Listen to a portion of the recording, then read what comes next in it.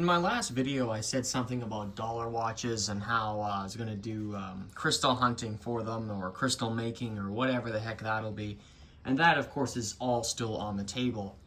But if you're wondering where I've been for the last month, this is where it's been at. I've found a horological concept that I believe is very common, and for some reason it's not really discussed. I don't know if it just kind of got breezed over or what the heck happened, but this is something that I really should have known about a long time ago, and it just never came up.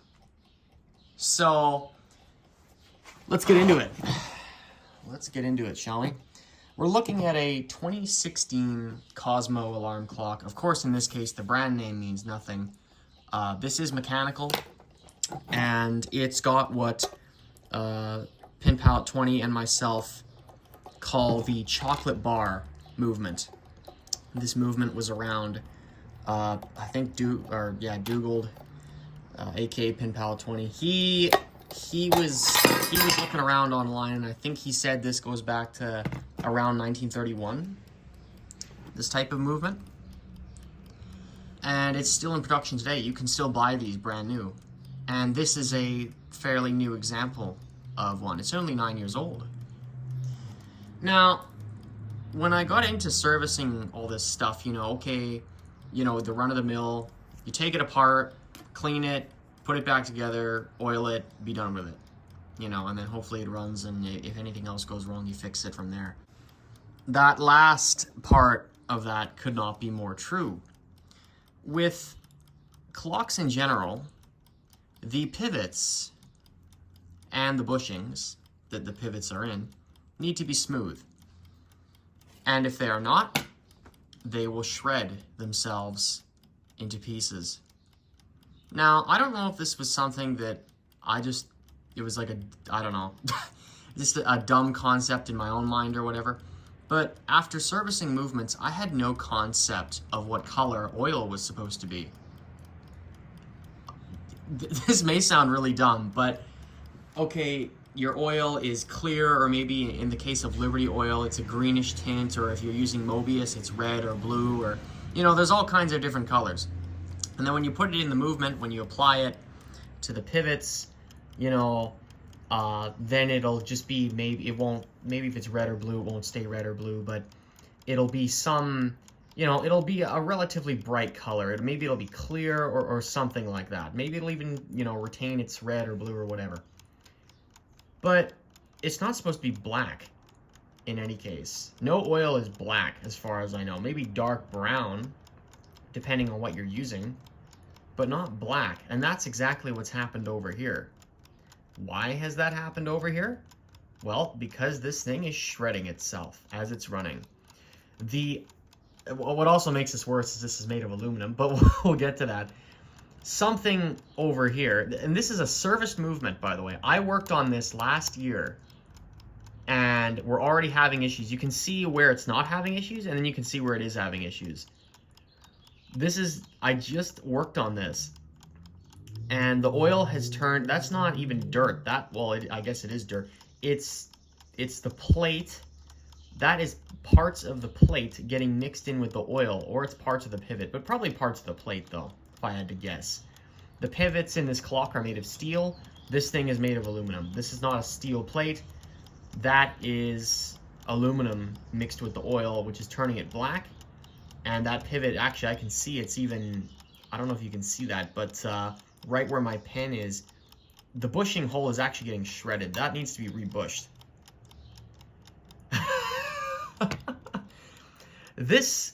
I went on the NAWCC about this. This has been an epidemic within my collection. This has been happening everywhere.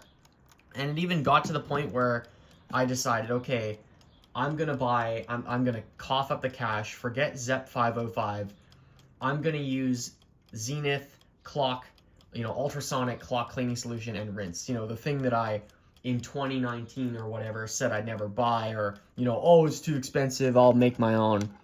I've spent probably more money trying to make my own rather than you know, actually just coughing up the cash. In this case, it was 200 Canadian dollars, and that's including shipping to get the thing over here. That's the cleaner and the rinse. I'll show you what I was using later, or which one specifically it is later, because there's more than one. But yeah, I said I'd never do it, and I'm doing it, and it works wonderfully. Before that, I was using ZEP 505, which is what I was referring to earlier. ZEP 505 works good, but I don't think it gets into these pivots as well as it should. So what I'll probably end up doing in future is using ZEP 505 first and then Zenith after. ZEP 505 is only $17 at like Home Depot. I'm not too worried about, you know, the cost of that. If I have to do like it'll be like a rinse, if that makes any sense, a pre-clean to the clean. You know, just to get some of the residual crap off. So it doesn't go in my nice expensive cleaning solution, which is really powerful. That's the game plan there. As for dealing with this mess, though, you know, maybe that is residual dirt. Maybe this thing isn't cleaned enough. In this case, it's not. But let's just run with me in my hypothetical scenario. Maybe that's residual dirt from earlier. Okay, I cleaned it again with ZEP, or not ZEP. I cleaned it again with Zenith whatever solution and a rinse. Okay, nice. But if it develops this problem again, then I need to consider rebushing that, or I need to consider, well, actually I should consider all these things. I shouldn't just be considering one at a time. I should be considering polishing pivots and polishing / burnishing. I should be considering that, polishing and burnishing pivots, rebushing pivots, or taking a smoothing broach assortment, and finding whichever one fits best in that hole there, and, you know, smoothing it out with a broach. And that all of those are good options. Bushing is the most expensive and the most invasive probably, but that's how you solve it. I was on the NAWCC, as I mentioned. I took a aluminum 66 on there. I posted about it. One of them was having this problem. It was one of the super mid-century ones that I have, you know, which I'd love to run. And it's, you know, I pop the back off and I see that it's black oil central. All the pivots are looking like crap in there.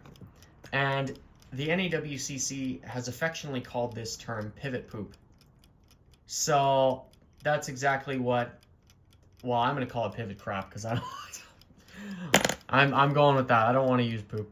So it's pivot crap all over the time train in, you know, any aluminum movement that I have. And again, it makes this worse.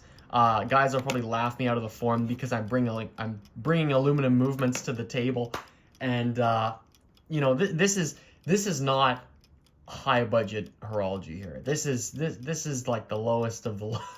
Well, actually, it's not even that. It's just above probably the lowest of the low. It doesn't matter.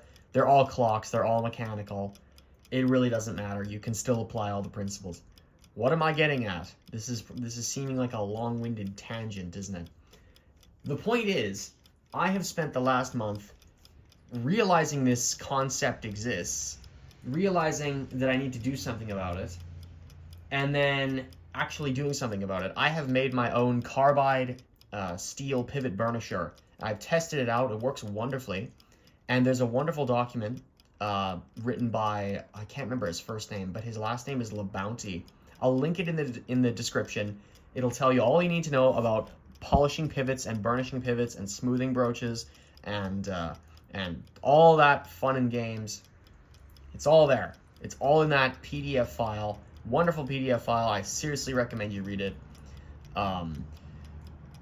Yeah, it's going to be, in this case, the movement that we're staring at right now, I think that's going to need to be rebushed entirely. But you know what? Because this is not a rare clock or anything like that, I might just leave it. Seriously. A lot of these movements, especially the aluminum alarm clock ones, they run fine like this. I know that's bad. I know that's neglecting the problem here. But it's a case of pick your battles. If it's not running, if it stops dead, you know, if it's having this issue, you see that, and it stops dead, or it, you know, it won't unwind fully, okay, then we'll deal with it. But if a movement in this condition, especially an aluminum one, or, you know, something from the 60s on up, especially alarm clock stuff, if it's doing this and it's running great, then seriously, it might just be worth leaving it alone until it doesn't want to work anymore. And then we go in there and then we drill out rivets or whatever the heck else. Yeah, this is quite the situation to have. Again, I don't know why I didn't know about this sooner. I don't know why pivot crap is not known about. But here we are. We've got a carbide steel burnisher, which I will show before long. And that's kind of the long short of it, I guess. Talking about it definitely makes it sound easier than it is. You can imagine where my mind was as I was trying to mentally comprehend all of these different things. Polishing, burnishing, bushing, broaching. Yeah, it's quite there's quite a few terms there. If you're not in the machining world, you definitely have a bit to learn. But the PDF file explains the whole thing. And there's plenty of movements now, including my Plymouth Electric chime and strike clock. I have to go in there. I have to broach that out, or I may be replacing bushings. I know there's pivots I need to polish for sure. The Plymouth seized up on me. If you remember that whole series, that clock is the entire time train. It's not the chime trains, only the time train. Again, that's nickel-plated brass, and it's having this issue. Not saying brass clocks are immune to this. That's not at all what I'm saying. They're probably just as susceptible as these are. But, you know, this is an issue that no one seems to really talk about, and it absolutely needs some coverage. Unless it's just so mundane to most people, and everyone's been around this thing before, and, oh, yeah, you know, it's run-of-the-mill, everyday kind of stuff. I mean, it's a basic service. If the pivots aren't polished... Actually, if the pivots aren't burnished, I know there's arguments going back and forth saying, oh, you shouldn't burnish pivots, or, oh, you shouldn't polish pivots, you should burnish them only. I'm fine with burnishing. That's where I sit. That's my corner. That works fine. Holy mackerel, this has been quite the... So, yeah, pick my battles. I know kind of what guns I need to fire. I will show the Plymouth movement getting fixed up, the time train. I was amazed at how much that was wearing out over the few months I was running it. It was absolutely amazing to see all the oil turn completely jet black and make a complete and utter mess out of that time train. But we will fix it, whether it be bushings or broaching. Those are kind of my options. All the pivots are getting polished. That's just a default, or sorry, burnished. I should really stop saying polished. All the pivots are getting burnished. Default option there, but the bushings themselves need to be attended to on that. So yeah, I've got style 8 movements that run beautifully with this problem. I've got 66s that stop dead with this problem. The 66s I care about more, so I'll probably, you know, invest more time into that. The style 8s, you know what, if it wants to run that way, then I might just leave it. Seriously. Seriously. Keep an eye open, see what your collection does, whether they be alarm clocks or literally anything else. This can happen to any clock, so I haven't seen it happen to watches yet, but I'm sure it's possible. Yeah, this is something that I'm glad I'm aware of now, and you can, oh, actually one more thing, you can see that, like, this isn't happening to every pivot, it's just kind of the one that's doing that. It looks like the other ones, if I touch my finger down to that, my hand comes out, or my finger comes, oh no, there's a bit there. That pivot's the worst, but all the others, I know this is my oil test. Yeah, see, that comes out clean. So, yeah, it's certain ones that are causing trouble in here, but, oh well, back to the drawing board, I guess. I'm leaving that alone. I'm not taking this apart just for that. unless this movement is having issues or something, whatever. Anyway, guys, consider this an update on what I've been doing, where I've been, and what I've been trying to mentally comprehend in my brain, because believe me, this was such a learning curve. And I'll be watching very closely in the foreseeable future what oils I'll be using, and you know, because who knows, that may even play into it. You know, you gotta watch it. Oh, is the oil not thick enough for the task needed, you know? Yeah, it's the wonderful world of horology, and you never know where you're gonna wind up next in it. I can see why a lot of people ditch mechanical clocks. All the money spent on tools and all, and oh my goodness, yeah. But you know what? It is what it is, and this stuff works wonderfully. It works wonderfully when it's working, and I totally don't regret getting into this at all. This has been so much fun doing all this stuff, and it's really taught me how to actually like problem solve, mechanically problem solve. This has I've applied principles from here to so many other areas in my life, and everything has just improved overall. So yeah, if nothing else, I hope you get that. If you haven't understood a word I've been saying this entire time, at least understand that last statement there. Anyways, guys, I don't want to waste any more of your time. That's the latest news from me, and I'll make a video before long doing 66 pivot salvaging, or whatever you want to call it, pivot broaching, bushing. I'm no master in any of these subjects.